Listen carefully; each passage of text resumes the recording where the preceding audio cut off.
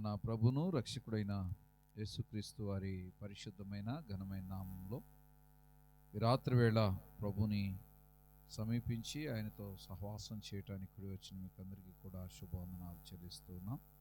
ప్రత్యేకంగా వీళ్ళు దేవుని దాసులు కృపన్న గారికి కూడా ప్రత్యేకమైన శుభవందనాలు చెల్లిస్తూ ఉన్నాం. దేవుని వాక్యాన్ని కొద్ది నిమిషాలు మనం ధ్యానం చేద్దాం. దేవుని వాక్యాన్ని మనం అందరం కూడా శ్రద్ధగా ఆలకించినప్పుడు మన జీవితాల్లో గొప్ప మేలును ఆశీర్వాదమును మనం అనుభవించగలుగుతాం. ఎందుకంటే మానవ జీవితాలకు నిజమైన ఆశీర్వాదాన్ని పంచగలిగిన అతి గొప్ప సాధనం దేవుని వాక్యం. కనుక మనమందరం కూడా మన మనస్సును దేవుని వాక్యం మీద నిలిపి ఆ వాక్యము మనతో ఏవైతే విషయాలను తెలియచేస్తూ ఉందో ఆ సత్యాలను మనం గ్రహించాలని ప్రత్యేకంగా నేను మనవి చేస్తున్నాను. మంచిది, దేవుని వాక్యంలో నుంచి ఒక మాటను మనము చదువుకుందాం. అపోస్తులైన పౌలు హెబ్రీలకు రాసిన పత్రిక 10వ అధ్యాయము. అపోస్తులైన పౌలు హెబ్రీలకు రాసినటువంటి పత్రిక 10వ అధ్యాయము 3, 4, 5 వచనాలను మనము చదువుకుందాం. 3, 4, 5 వచనాలను. అయితే ఆ బలులు అర్పించుట చేత ఏటేటా పాపములు జ్ఞాపకమునకు వచ్చుచున్నవి. ఏలయనగా ఎడ్ల యొక్కయు మేకల యొక్కయు రక్తము పాపములను తీసివేయుట అసాధ్యము. కాబట్టి ఆయన ఈ లోకమందు ప్రవేశించున్నప్పుడు ఇలాగు చెప్పుచున్నాడు, బలియు అర్పణయు నీవు కోరలేదు గాని నాకొక శరీరమును అమర్చితివి. పూర్ణ హోమములను పాప పరిహార్థ బలులను నీకిష్టమైనవి కావు. చాలండి. ఇక్కడ మనం ఆలోచన చేసినప్పుడు దేవుని యొక్క చిత్తము, దేవుని ప్రణాళిక ప్రభు అయిన యేసుక్రీస్తు వారి పక్షాన ఏమైందో ఆ లేఖన భాగాలను మరింతగా తెలియచేస్తూ, ఎందుకంటే ఇది హెబ్రీ ప్రాంతంలో హెబ్రీలకు రాసినటువంటి లేఖ గనుక ఈ హెబ్రీ ఆచార క్రమాల్లో జీవిస్తున్నటువంటి వారికి అపోస్తులైన పౌలు తెలియచేయవలసినటువంటి సమాచారం అంతా కూడా ఏదో క్రొత్త విషయాన్ని వారికి చెప్పినట్లు కాకుండా ధర్మశాస్త్రములో ఉన్నటువంటి ఆ ప్రవక్తల యొక్క నీతి బోధలు వీటన్నిటినీ వారికి ఉటంకరిస్తూ, అంటే వారికి తెలియపరుస్తూ, వాటిని గుచ్చి చెప్తూ, నేను చెప్తున్నటువంటి ఈ బోధ, నేను ప్రకటిస్తున్న క్రీస్తు క్రొత్తవాడు కాదు, మనం ధర్మశాస్త్ర ప్రకారంగా మన ప్రవక్తలు ప్రవచించిన ప్రకారంగా ఆయన వచ్చి ఉన్నాడు అని ఒక అద్భుతమైన సందేశాలను వారికి ఈ లేఖలో పౌలు పొందుపరుస్తూ వచ్చాడు. అందుకనే అనేక పర్యాయాలు పాత నిబంధనలో చెప్పబడినటువంటి లేఖన భాగాలను వారికి చూపిస్తూ వచ్చాడు. బాగా మనం ఈ మాటలను గురించి ఆలోచన చేయాలి. ఎందుకంటే ఇక్కడ పౌలు గారి ఉద్దేశం ఒకటే, యూదులు లేక హెబ్రీయులు ఈ సందేశం వింటూ ఉన్నప్పుడు వారి మనసులలో వేరైన భావాలు రాకూడదు. వారు మేము దేవుని గురించిన సత్యాలను తెలుసుకుంటున్నామనే ఉద్దేశంతోనే దేవుని వాక్యమును అంగీకరించాలనే భావంతోనే అపోస్తులైన పౌలు ఈ లేఖన భాగాలన్నిటినీ కూడా వివరిస్తూ వచ్చాడు. అందుకే కీర్తన గ్రంథం 40వ సంకీర్తనలో మనం చూసినప్పుడు ఈ మాటలు మనకు కనిపిస్తూ ఉంటాయి. కీర్తన గ్రంథం 40వ సంకీర్తన 6వ చరణాన్ని మనం చూస్తే గనక అక్కడ కొన్ని మాటలు మనకు కనిపిస్తున్నాయి. చూడండి, బలులైనను నీవు కోరటలేదు,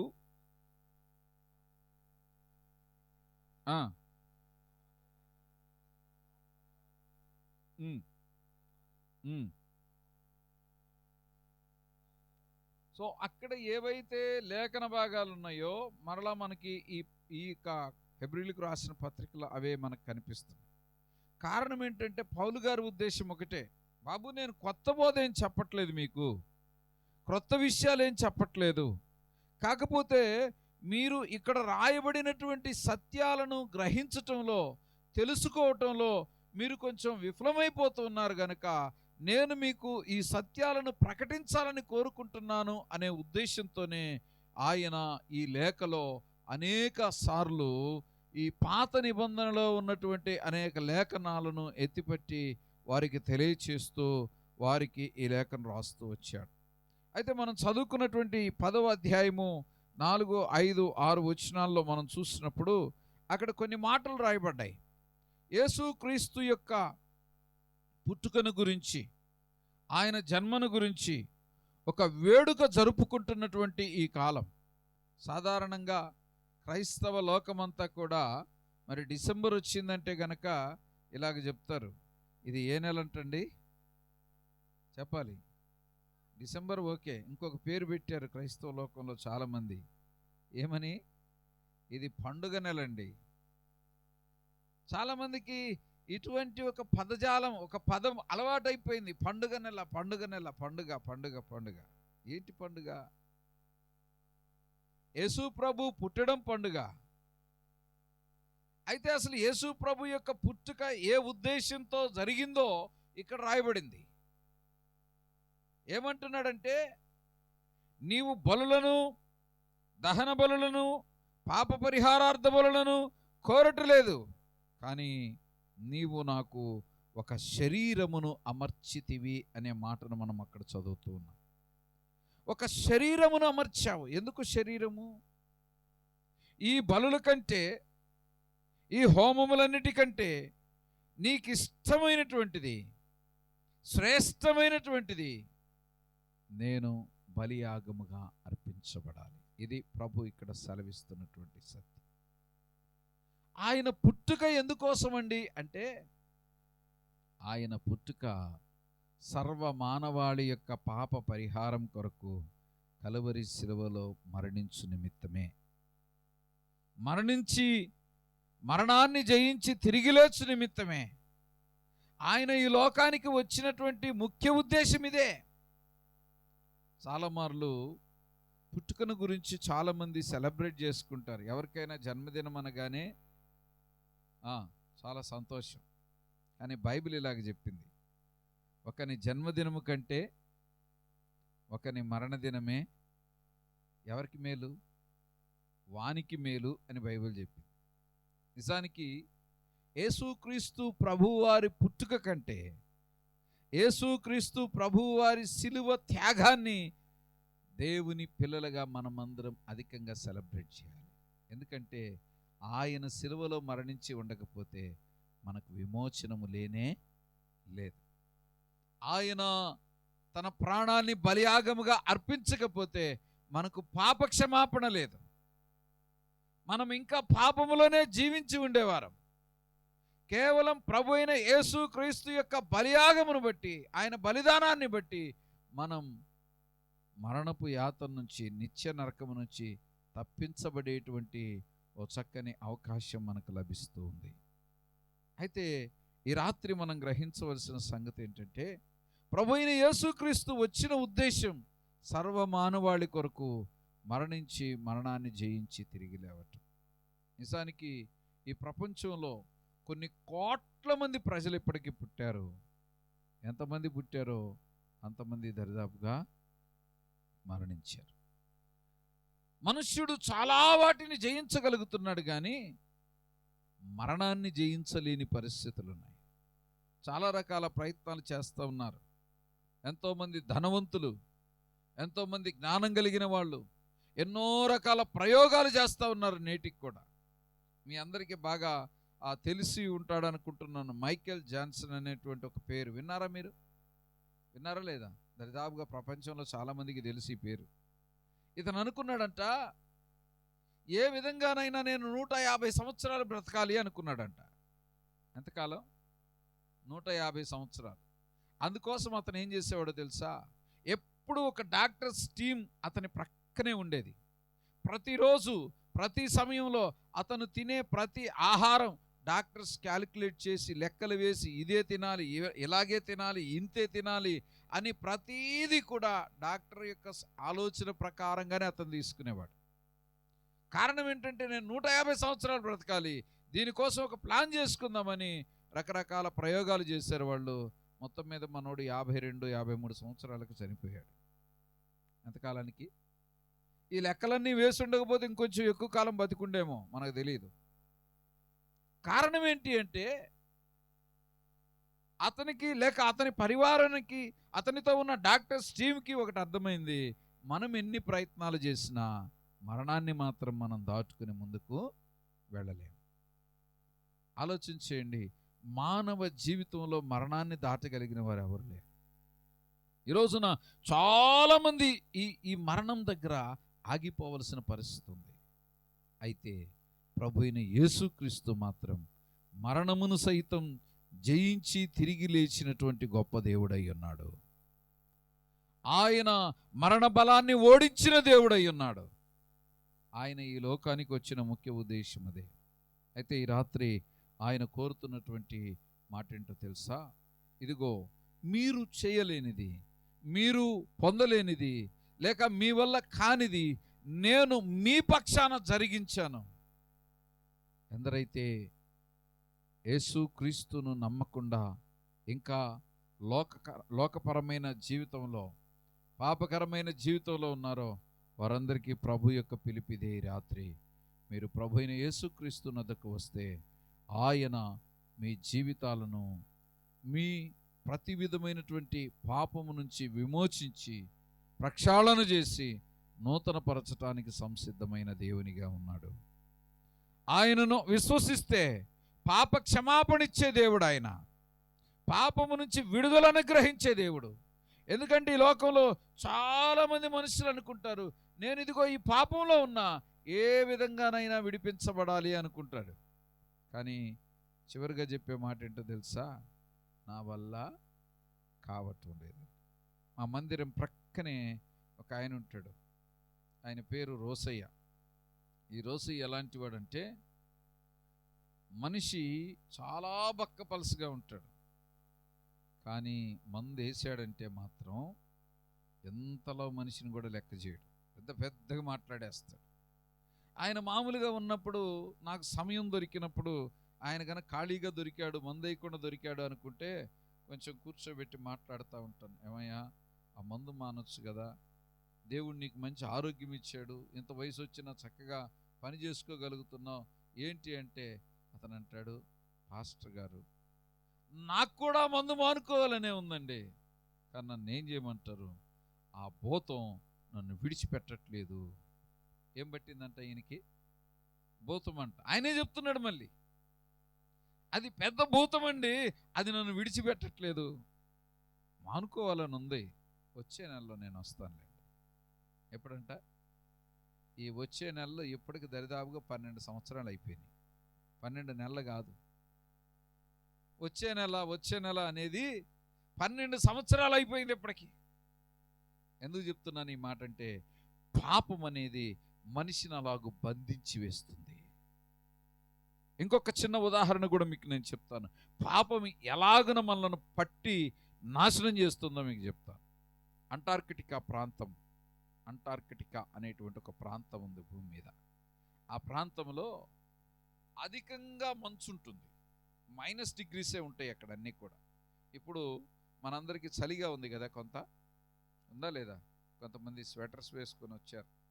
ఇప్పుడు మహా అయితే మన దగ్గర ఉన్నటువంటి టెంపరేచర్ను మనం చూస్తే 18 డిగ్రీస్ ఉంటుంది. 19 కానీ 18 డిగ్రీలు కానీ. అంటే కొంతమంది ఏసీ వేసుకొని ఈ మాత్రం పెట్టుకొని కూర్చుంటారు. ఎప్పుడు 24 గంటలు ఇదే టెంపరేచర్లో ఉండేవాళ్ళు కూడా ఉన్నారు. కానీ మనకి ఇది కొంచెం చలిగా ఉంటుంది. కానీ ఆ అంటార్కిటికా ప్రాంతంలో ఎలా ఉంటుందండి పరిస్థితి అంటే, -డిగ్రీస్ ఉంటాయి. అంటే జీరోకి ఇంకా తక్కువకి వెళ్ళిపోతూ ఉంటుంది. అంతా గడ్డగట్టిపోయే పరిస్థితి.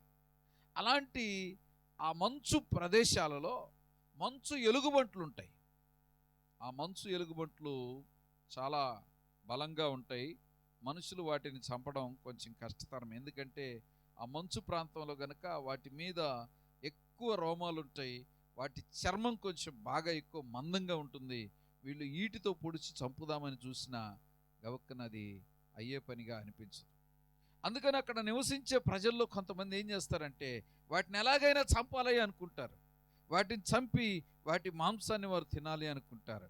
మరి ఏం చేయాలండి? వాళ్ళు వేటకు ఒక మంచి పద్ధతి కనిపెట్టారంట. ఏం పద్ధతో తెలుసా? ఒక మంచి షార్ప్గా బాగా పదునుగా ఉండేటువంటి ఒక బల్లెన్ని వారు మంచులో పాతుతారు. పాతి దాని మీద ఒక రక్తం పోస్తారు, ఒక జంతువు రక్తాన్ని పోస్తారు. పోసిన తర్వాత కొంత ఐస్ వేస్తారు, మరలా కొంచెం రక్తం పోస్తారు, మరలా కొంచెం ఐస్ వేస్తారు, మరలా కొంచెం రక్తం పోస్తారు, మరలా కొంచెం ఐస్ వేస్తారు. ఇలా లేయర్స్గా బ్లడ్ను ఉంచి ఐస్ని ఆ పదునైన శూలానికి బల్లానికి ఉంచేసి పక్కకి వెళ్ళిపోతారు. పైనంతా రక్తం పోసేస్తారు. ఈ మంచు ఎలుగుబంట్లు అక్కడికి వచ్చి ఆ రక్తాన్ని వాసన చూసి, అమ్మయ్య ఏదో దొరికింది నాకు అనుకొని ఆ రక్తాన్ని నాకటం ప్రారంభిస్తాయి అంట. అవి నాలుగుతో నాకుతూ ఉండగా మంచు కరుగుతుంది, ఒక లేయర్ కిందే ఉంది, మళ్ళీ రక్తమే, మళ్ళీ నాకింది, మళ్ళీ రక్తమే. దీనికి ఏమవుతుందంటే అది నాకే కొద్దీ ఈ ఐస్ కరిగి కొంచెం రక్తమే వస్తున్నట్లుగా భావిస్తూ రక్తాన్ని తాగుతున్నాను అనుకుంటూ అది చివరికి పదునైన బల్లెం దాకా వెళుతుంది. ఆ పైనున్న లేయర్స్ అన్నీ కరిగిపోతాయి. పదునైన బల్లానికి ఒక్కసారి దాని నాలుక టచ్ అవుతుంది. అప్పటికే దీని నాలుకంతా కూడా కొంచెం మొద్దుబారిపోయి ఉంటుంది కదా ఐస్తో. ఆ నాలుక టచ్ అవగానే వేడి రక్తం తగులుతుందంట. దేనిదది? దానిదే.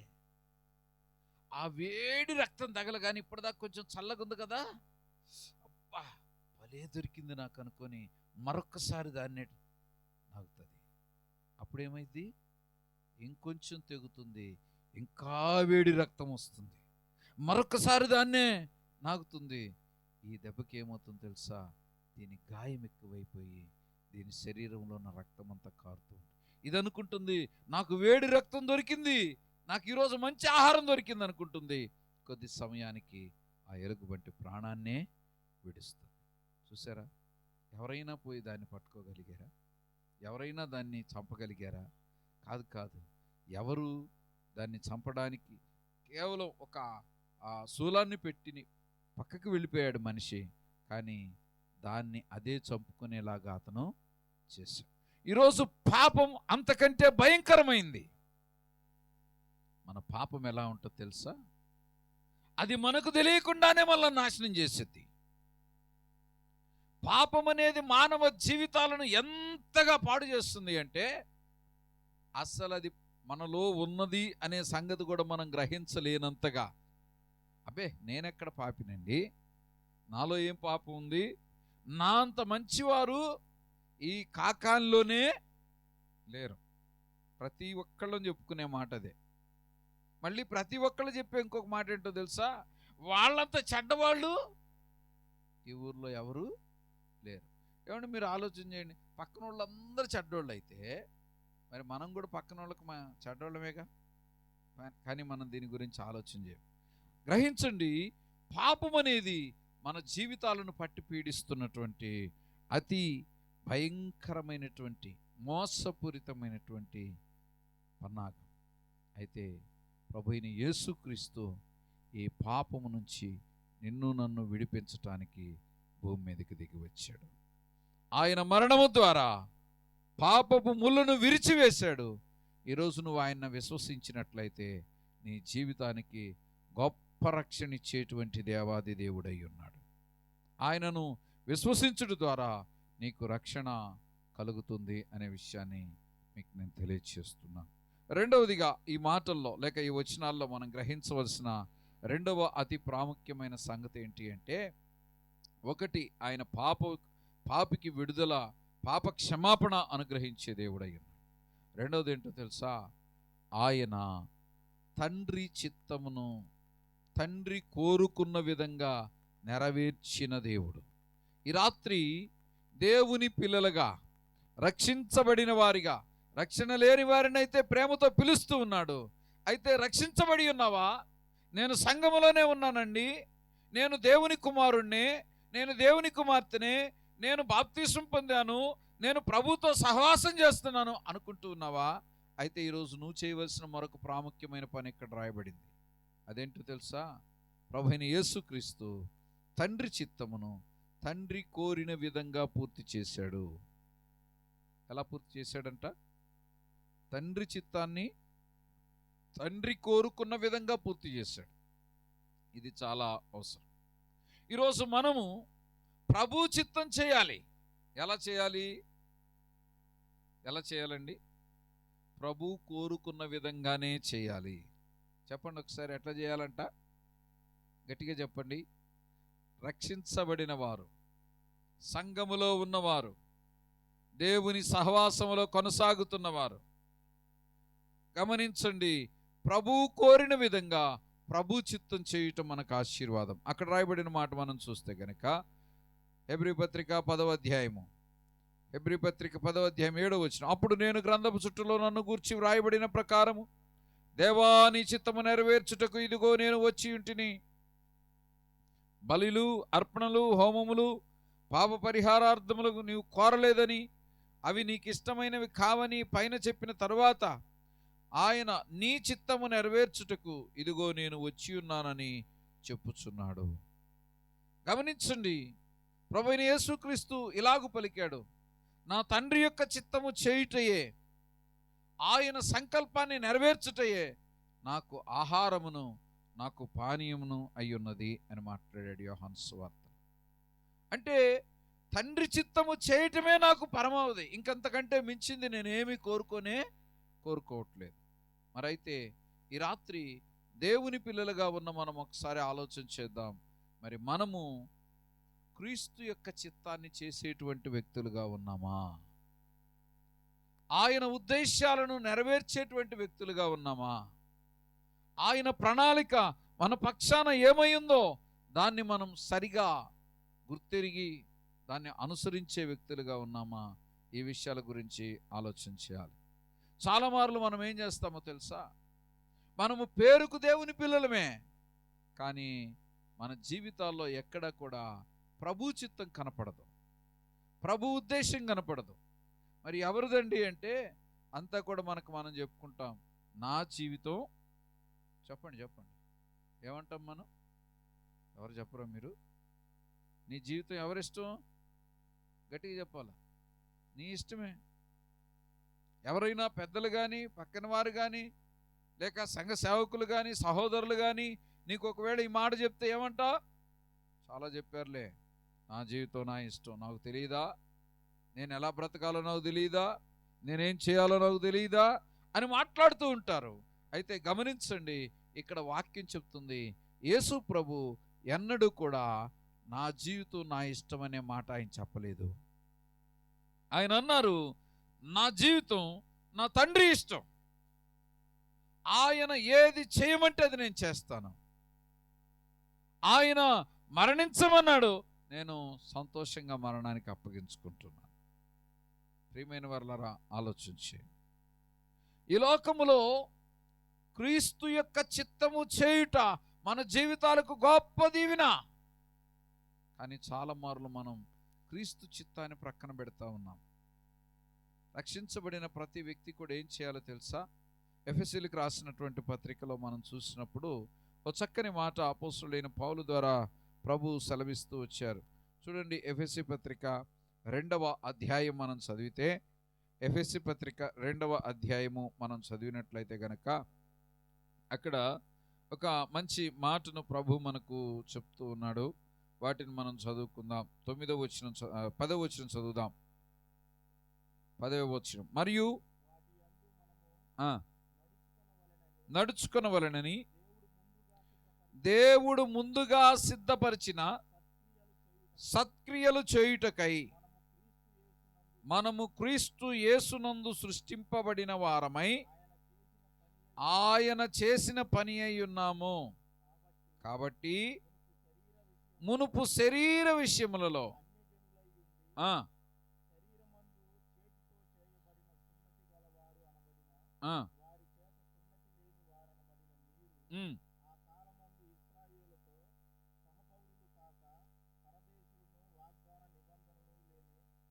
పరజనులను, నిరీక్షణ లేనివారును,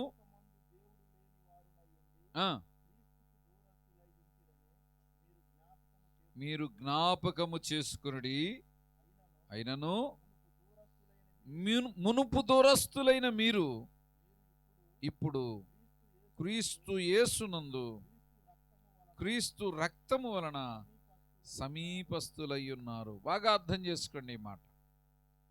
అపోస్తలుడైన పౌలు చాలా చక్కగా చెప్తా ఉన్నాడు. ఇదిగో దేవుడు మనము నడుచుకొనడానికి ముందుగా సిద్ధపరిచినటువంటి సత్క్రియలు చేయుటకు మనము క్రీస్తు యేసునందు సృష్టింపబడిన వారమై ఆయన చేసిన పని అయి ఉన్నాము. రక్షించబడిన వారు ఆయన చిత్తం చేయటం అంటే ఏంటో తెలుసా? ఆయన ఏ మంచి కార్యాలు మన కొరకు సిద్ధం చేసి పెట్టాడో వాటిని అనుసరించాలి. ఇది రక్షించబడిన వారి యొక్క బాధ్యత, సంఘములో ఉన్న వారి యొక్క బాధ్యత, దేవుని వెంబడిస్తున్న వారి యొక్క బాధ్యత ఏంటండి? ఇదిగో ప్రభువును పోలిన రీతిగా ఆయనకు సమీపస్తులమైన వారిగా మన జీవితాల్లో సత్క్రియలను మనము చేయాలి, మంచి కార్యాలను మనం చేయాలి. ఏంటి మంచి కార్యాలు? మునుపైతే దేవుడు లేని ప్రజలుగా బ్రతికాం. ఎట్లా బ్రతికారంట? దేవుడే లేడన్నట్లుగా బ్రతికారంట. దేవుడు లేనప్పుడు ఏమవుతుందండి? దైవ భయం ఉండదుక. కానీ ఇప్పుడైతే మనకు దేవుడున్నాడు. దేవుడున్నాడు అంటే మొదట అర్థం ఏంటో తెలుసా? దేవుడు నన్ను చూస్తూ ఉన్నాడు, దేవుడు ప్రతి విషయంలో నన్ను గమనిస్తూ ఉన్నాడు, ఆయన నా ప్రతి చర్యను తీక్షణంగా పరిశోధిస్తూ ఉన్నాడు, పరిశీలిస్తూ ఉన్నాడు. కాబట్టి మనం ఏం చేసినా దేవుడున్నాడనేటువంటి ఒక భయంతో మన జీవితాలను మనం కట్టుకోవాల్సిన వ్యక్తులుగా ఉన్నాం. భక్తుడైన యోసేపుని గురించి మనం చూస్తే అతడు అంటాడు, నా దేవుని కన్నుల ఎదుట నేను ఈ దుష్కార్యమును చేయలేను. ఎవరి ఎదుటంట? సాధారణంగా ఎవరైనా దొంగతనం చేయాల్సి వస్తే, ఒక పాప పని చేయాల్సి వస్తే, చెడ్డ కార్యాలు చేయాల్సి వస్తే ఏం చేస్తారు తెలుసా? ఏమండి ఏం చేస్తారు? ఒక్కసారి ఇటు చూస్తారు, ఇటు చూస్తారు, వెనక్కి చూస్తారు, ముందుకు చూస్తారు, 4 దిక్కులు చూసుకుంటారు. ఏమని? ఎవరైనా నన్ను చూస్తున్నారు. ఎవరు చూడకపోతే చక్కన పని చేసేయచ్చులే అనుకుంటారు. కానీ ఇన్ని దిక్కులు చూసావు కానీ పైనుంచి ప్రభు చూస్తున్నాడనే విషయం గుర్తుందా? పైనుంచి దేవుడు నిన్ను పరిశోధిస్తున్నాడనే సంగతి తెలుస్తుందా? ఆయన ముందుగా సిద్ధపరిచిన మంచి క్రియలు అంటే దేవుడున్నాడు, ఆయన చూస్తూ ఉన్నాడు. ఆయనకు భయపడు, ఆయనకు లోబడు, ఆయన చిత్తము, ఆయన ప్రణాళిక నువ్వు తెలుసుకోవటం నీ జీవితానికి ఎంతో గొప్ప భాగ్యం. కాబట్టి ప్రభు చిత్తము చేయటం మన జీవితాలకు ఆశీర్వాదం. ప్రభు చిత్తం ఏంటో తెలుసా? ఆయన ఉన్నాడని ఎరిగి నువ్వు జీవించటం ప్రారంభించు మొదటిది. రెండవదిగా నువ్వు ఆయన ఉన్నాడని ఎరిగిన వ్యక్తిగా నువ్వేం చేయాలో తెలుసా? ఇంతకు ముందు నడిచినట్లు అన్యజనులు నడిచినట్లుగా నువ్వు నడవడానికి వీలు లేదు. లోకములో పాపములో నీ బ్రతుకు ప్రభు దగ్గరకు రాక మునుపు ఎలా ఉందో ఇప్పుడు అలా ఉండడానికి వీల్లేదు. చాలామంది ప్రభు దగ్గరకు వచ్చిన తర్వాత కూడా అంతకుముందు ఏ మాటలు ఉన్నాయో ఇప్పుడు అవే మాటలు ఉంటాయి, అంతకుముందు ఏ క్రియలు ఉన్నాయో ఇప్పటికే అవే క్రియలు ఉంటాయి, అంతకుముందు ఏ ఆశలు ఉన్నాయో ఇప్పటికే అవే ఆశలు ఉంటాయి, అంతకుముందు ఏ విధమైనటువంటి ఆలోచనలు లేకపోతే ఏ విధమైనటువంటి ఆచార క్రమాలు ఉన్నాయో నేటికి అవే కొనసాగుతూ ఉంటాయి. మరి తేడా ఏముందండి? రక్షించబడిన తర్వాత నీకు రక్షించబడిన వ్యక్తిగా నీ జీవితంలో సమూలమైన మార్పు రావాలి. దేవుని పిల్లలమైన తర్వాత మనము దేవునికి చెందిన వారము అనే విషయం మనకు బాగా జ్ఞాపకానికి రావాలి. కానీ మనం ఏం చేస్తున్నాం తెలుసా? దేవునికి చెందిన వ్యక్తులమనే సత్యాన్ని, ఆలోచనను ప్రక్కకు నెట్టేసి ఇంకా లోకపరమైన వ్యక్తులుగానే బ్రతుకుతున్నాం. ప్రియమైన వాళ్ళరా, మీరు గ్రహించండి. ఒకవేళ ఇలాగ ఆలోచించి ఇక్కడ కూర్చున్న మనందరికీ దేవుడు ప్రత్యక్షమై ఒకవేళ ప్రభువే వచ్చి మీకేం కావాలో కోరుకోండి ఇండివిజువల్గా అడిగాడు, ఒక్కొక్కళ్ళని అడిగాడు. నీకేం కావాలో కోరుకో, నీకేం కావాలో కోరుకో అని అడిగితే ఏమడుగుతాం మనం? ఏమండి, ఎవరికి వాళ్ళు ఊహించండి ఒకసారి.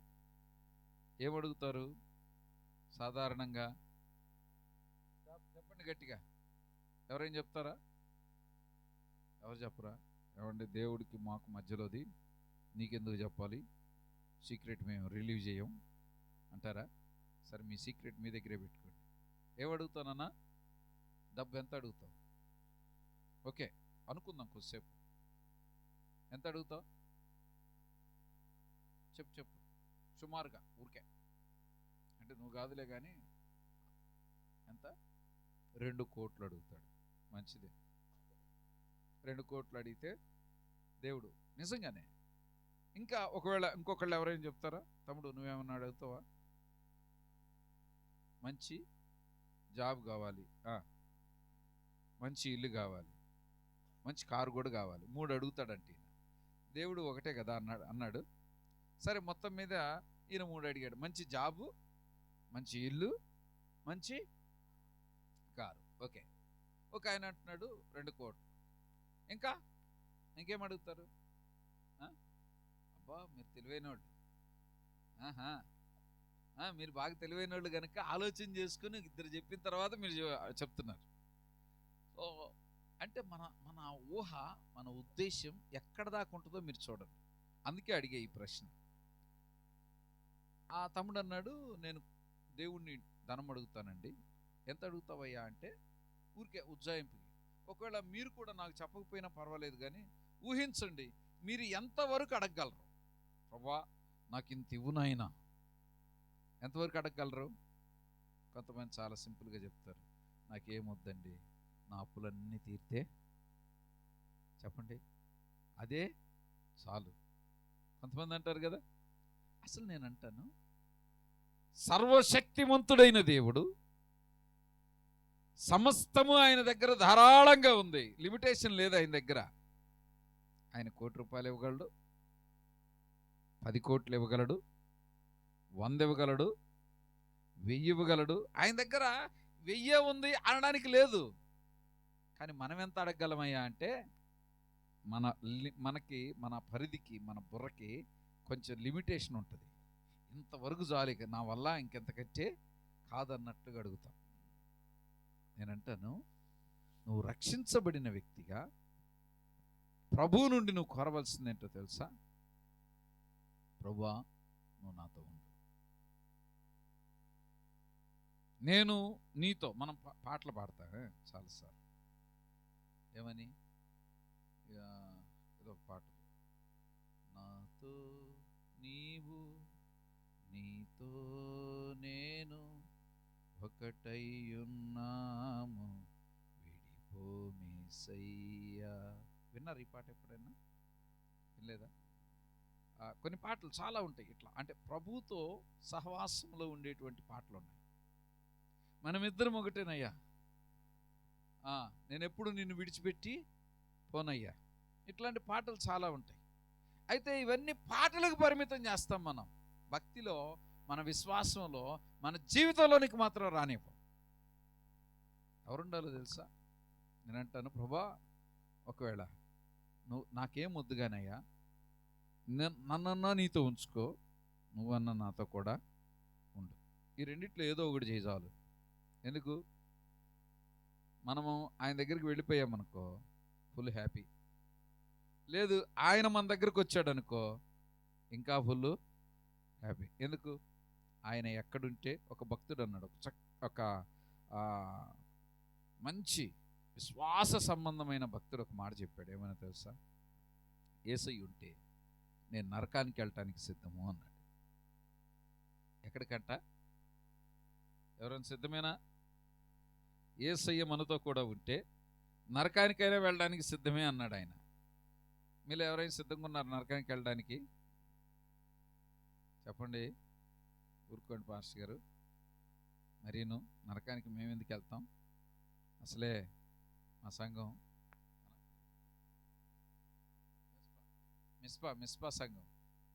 మిస్పా సంఘం అంటే ఏందనుకుంటున్నారు? మాదే పరలోకంలో మొదటి వరుసలో నిలబడే సంఘం అంటారా?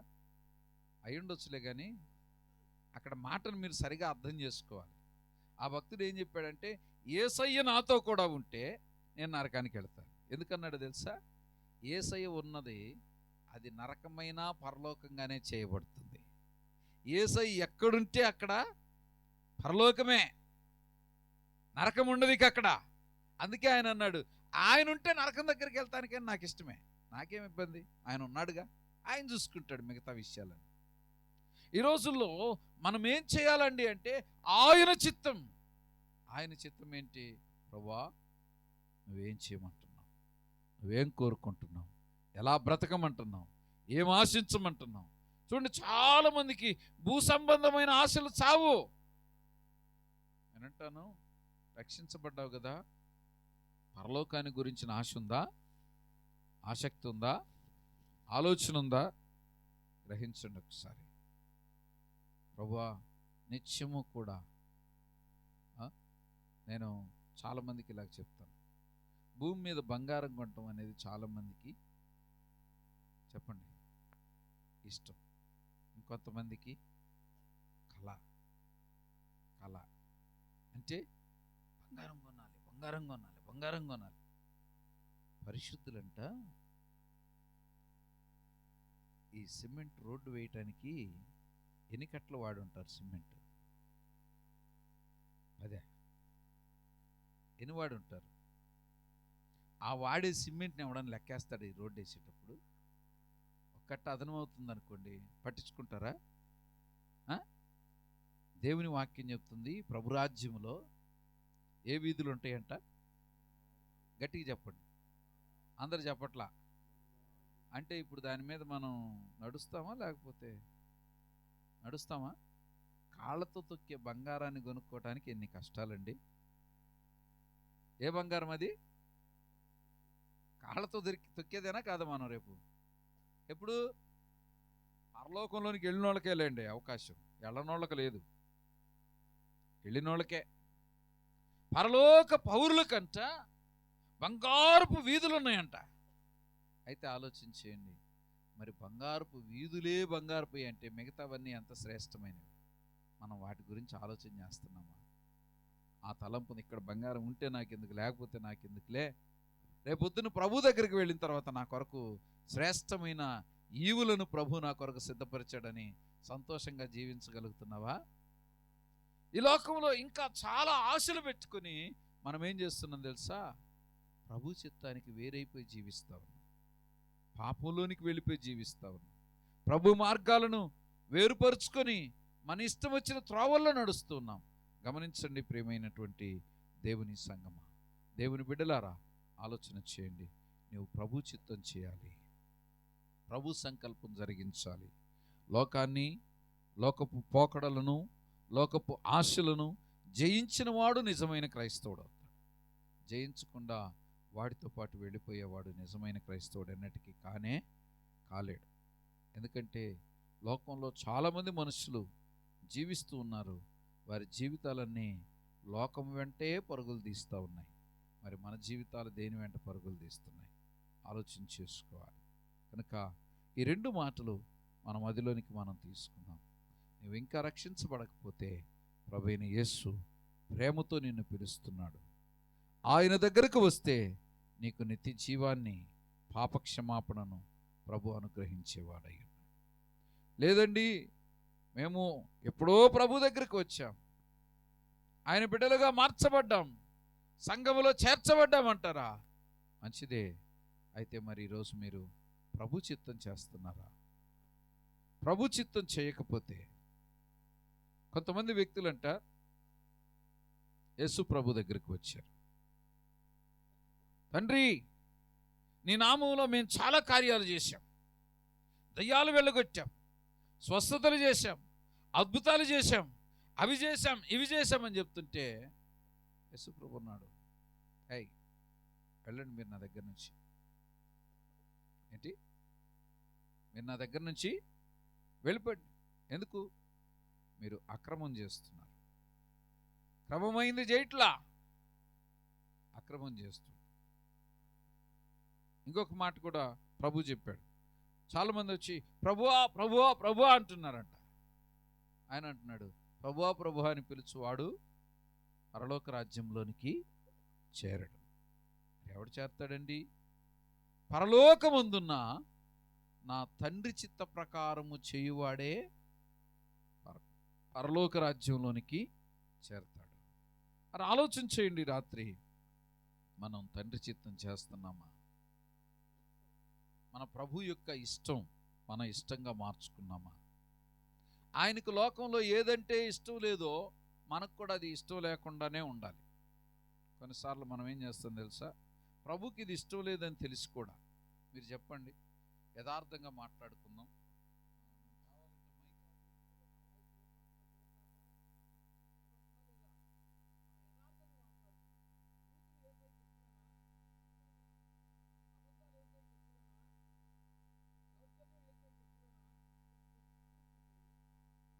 చాలాసార్లు మనం ఏం చేస్తాం? మోసం, ఏమండి, పాపం, అనేక రకాలైన దురాచారాలు, చెడ్డ ఆచార సంబంధమైన కార్యక్రమాలు, అంధత్వ క్రియలు, చీకటి క్రియలు, ఇవన్నీ కలిగి ఉండి మళ్ళీ మనం దేవుని పిల్లలం అంటాం. మనం ఏం చేయాలో తెలుసా? ప్రభువుకు ఏది ఇష్టం లేదో దాన్ని పక్కకు నెట్టేయి. నీకు కూడా ఇష్టం లేకుండా ఉండాలి. అది దేవుని వాక్యం ఒక మాట రాయబడుతుంది. సంఖ్యాకాండం 25వ అధ్యాయంలో ఫినెహాసు అనబడిన ఒక యవనస్తుని గురించి ఒక మాట రాయబడుతుంది. అతడు నేను ఓర్వలేని దానిని అతడు కూడా ఓర్వలేకపోయెను అనే మాట మనకు అక్కడ కనిపిస్తుంది. చూడండి, సంఖ్యాకాండం 25వ అధ్యాయం మనం చూసినప్పుడు అక్కడ ఆ అద్భుతమైన మాట మనకు కనిపిస్తూ ఉంటుంది.